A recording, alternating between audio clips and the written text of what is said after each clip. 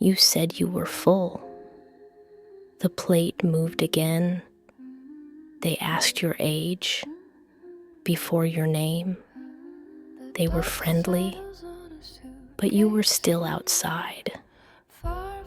You felt the pattern before you could name it. Korea is not confusing. It is coded. This channel does not explain Korea. It reads it.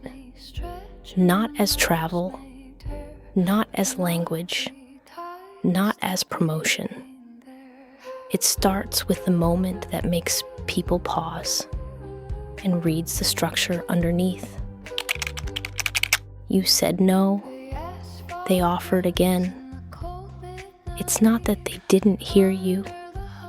They were reading whether your answer was final or still part of the ritual. In some cultures, one refusal ends the offer. In Korea, sometimes the first no is the beginning of the check. They asked your age before they knew your name. Not curiosity, placement.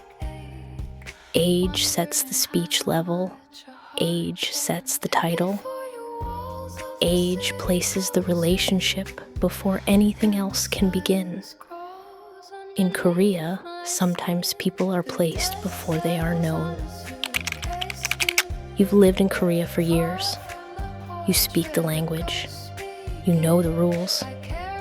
You still feel outside. It's not always rejection.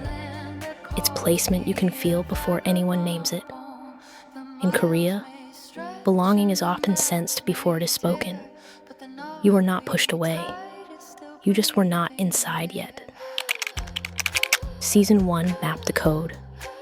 Season 2 watches it move.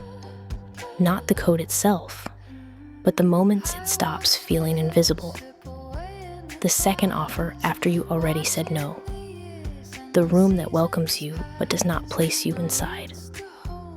The meeting where no one disagrees, and yet something moves after silence. This is Season 2, the code in motion. Korea is not confusing. It is coded. Once you see the code, the awkwardness stops looking random.